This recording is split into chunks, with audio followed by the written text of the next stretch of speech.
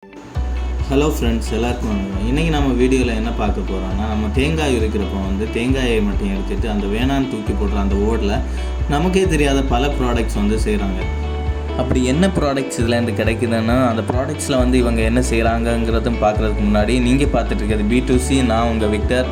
நம்ம சேனலை நீங்கள் என்ன சப்ஸ்கிரைப் பண்ணாட்டி மறக்காமல் சப்ஸ்கிரைப் பண்ணுங்கள். வாங்க வீடியோக்குள்ளாடி போகலாம். தென்னை மரத்தோட பயன்களை சிட்டியில் இருக்கவங்க கிட்ட கேட்குறத விட கிராமத்தில் இருக்கவங்க கிட்ட கேட்டால் அதிகமாக சொல்லுவாங்க. அதுவும் குடிசை வீட்டில் இருக்கவங்க கிட்ட கேட்டிங்கன்னா ரொம்பவே சொல்லுவாங்க. ஏன்னு பார்த்தீங்கன்னா, அவங்க வீட்டில் இருக்கிற பொருட்களில் பாதிக்கு மேலே பொருட்கள் தென்னை மரத்தில் செஞ்சதாக தான் இருக்கும். அப்படி குடிசை வீட்டில் வாழ்கிறவங்களும் இந்த தேங்காவோட ஓடு இல்லை தேங்காய் மட்டை இல்லைன்னா கதம்பல்னு சொல்கிற இந்த பொருளை தூக்கி போடுவாங்க, இல்லைனா விறகாக யூஸ் பண்ணுவாங்க. இந்த வீடியோவில் நாம் பார்க்குற பொருட்கள் எல்லாமே இந்த கதம்பல்ல செய்கிறதான்.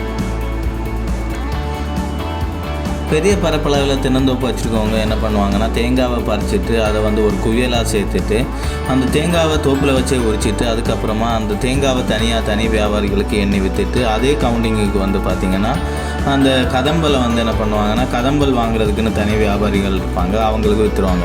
இந்த கதம்பலோட ரேட் பார்த்திங்கன்னா சீசனுக்கு ஏற்ற மாதிரி வேரி ஆகும். அதாவது சீசன் டைமில் இந்த கதம்பல் மினிமம் ₹1 சீசன் இல்லாத டைமில் ₹4 வரைக்கும் இருக்கும். ஒரே ஏரியாவில் பல தோப்புகளில் கதம்பலை வாங்குகிற வியாபாரிகள் அது ஒரு லோடு அளவுக்கு ஆனதும் அந்த கதம்பலை என்ன பண்ணுவாங்கன்னா, லோடிங் ஆட்களை வச்சு அவங்க வச்சுருக்க வண்டியில் லோட் பண்ணுவாங்க. லோடு ஃபுல்லானதுமே வண்டி பிளான்ட்டுக்கு எடுத்துகிட்டு போயிடுவாங்க. இந்த கதம்பலில் 3 மெயின் ப்ராடக்ட் கிடைக்கிது. அது எதெல்லாம்னு பார்த்தீங்கன்னா, ஒன்று லாங் ஃபைபர், இன்னொன்று மீடியம் ஃபைபர், இன்னொன்று ஷார்ட் ஃபைபர். இப்படி 3 மெயின் ப்ராடக்ட் கிடைக்குது. இந்த 3 மெயின் ப்ராடக்ட்டையுமே இந்த பிளானில் தான் இவங்க செப்பரேட்டாக பிரிப்பாங்க. முதல்ல நீங்கள் பார்த்துட்ருக்கீங்க இந்த குழியோட ஆழம் பார்த்தீங்கன்னா ஒரு ஆள் ஹைட், அதாவது சுமார் 6 அடி வரைக்கும் ஹைட் இருக்கும். இந்த குழிக்குள்ளே தான் இவங்க கொண்டு வந்த கதம்பலை எல்லாத்தையும் என்ன பண்ணுவாங்கன்னா, இதை ஊற வைப்பாங்க. அதாவது ஒரு 60 நாள்லேருந்து 100 நாள் வரைக்கும் இதை என்ன பண்ணுவாங்கன்னா ஊற வைப்பாங்க.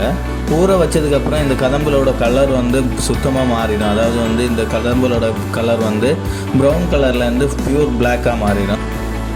கதம்பல் தேவையான பதத்துக்கு ஊறினது என்ன பண்ணுவாங்கன்னா, நீங்கள் பார்க்குறீங்க இந்த வண்டியில் என்ன பண்ணுவாங்கன்னா அள்ளிட்டு அந்த டீஃபைபரிங் மிஷின் சொல்லுவாங்க, அந்த மிஷின் பக்கத்தில் கொண்டு போய் போட்டுருவாங்க.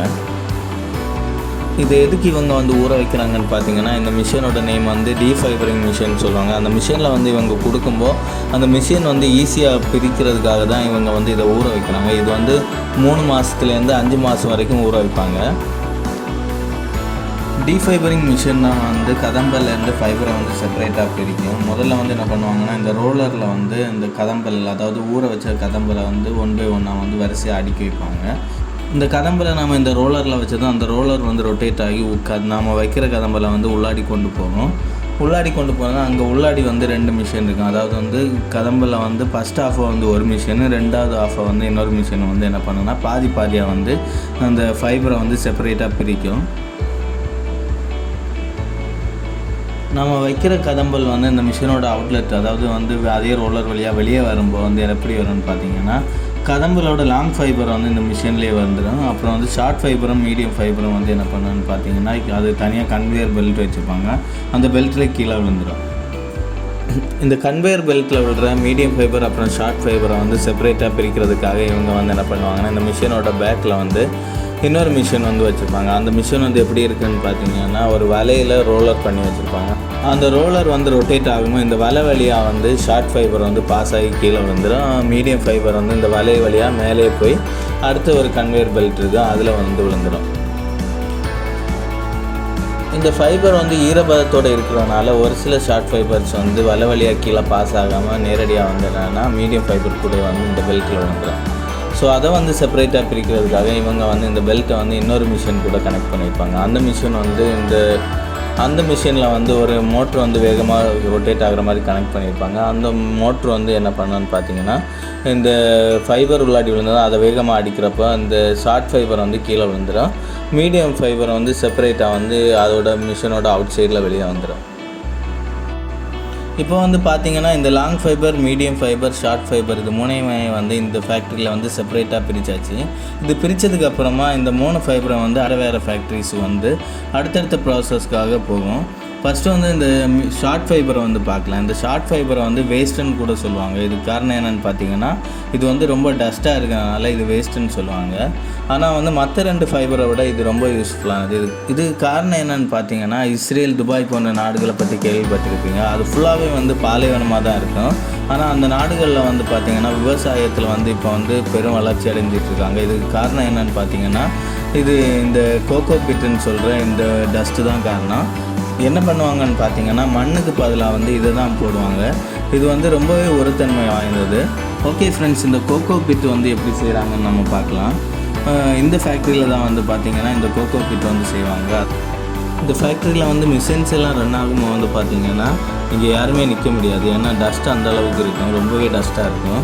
கோகோ பிட் செய்கிறதுக்காக ஃபஸ்ட்டு வந்து என்ன பண்ணுவாங்கன்னா, நம்ம பழைய ஃபேக்ட்ரியிலேருந்து எடுத்துகிட்டு வந்து அந்த ஷார்ட் ஃபைபரை வந்து மூட்டையில் அள்ளிட்டு வருவாங்க.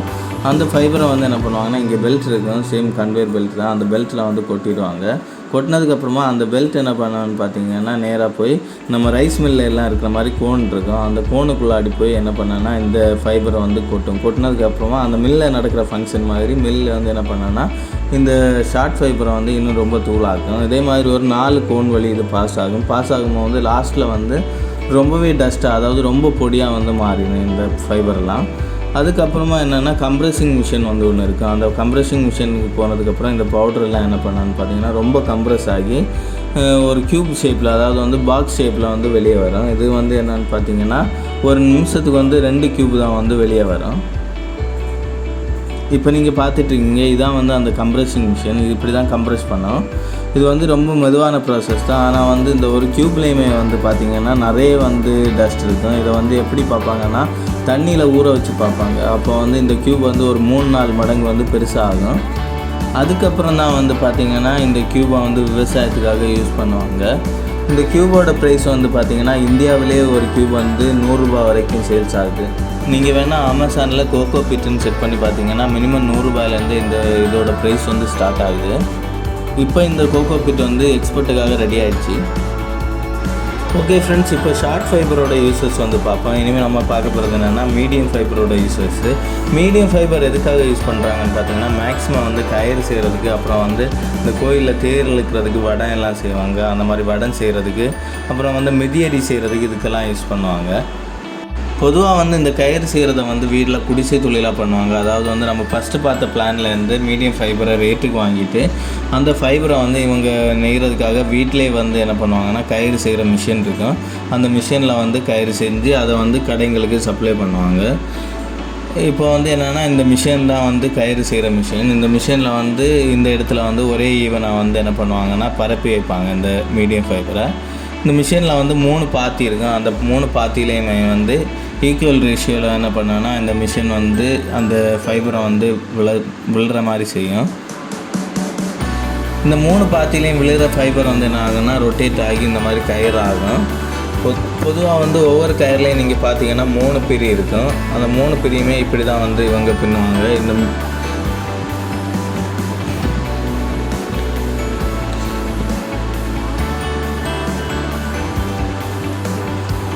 கடைசியாக வந்து இந்த கயிறெல்லாம் வந்து இந்த ரோலரில் வந்து சுற்றினதுக்கப்புறம் ஒரு ரோலர் வந்து ஃபுல்லானதுக்கப்புறமா அடுத்த ரோலர் வந்து மாட்டிக்குவாங்க. ஃபுல்லான ரோலரை வந்து என்ன பண்ணுவாங்கன்னா 20 அடி நீளம் உள்ள சின்ன கயிறாக துண்டாக வெட்டி அதை வந்து சுருட்டுவாங்க. அதை வந்து ஒரு பண்டிலாக வந்து சேர்ப்பாங்க. ஒரு பண்டிலில் வந்து 100 கயிறு சுருட்டிருக்கும். அந்த பண்டில் வந்து எவ்வளோ ரூபான்னு பார்த்தீங்கன்னா 250லேருந்து 300 ரூபா வரைக்கும் போகுமா.